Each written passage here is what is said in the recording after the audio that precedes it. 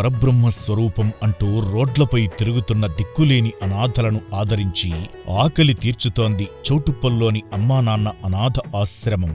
జాలిలేని కాలం కాటుకు బలి అయినా బతుకులు.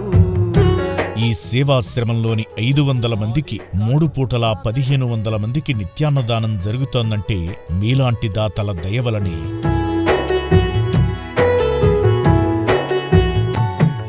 అనాథల అన్నదానం కోసం మీ శక్తి కొలది సాయం చేసి పుణ్యం కట్టుకోండి.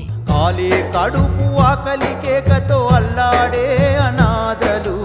మీకు తోచినంతలో బియ్యం, పప్పు, నూనె, కూరగాయల వంటి నిత్యవసరాలను అందించి అభాగ్యుల అన్నదానంలో భాగం కండి.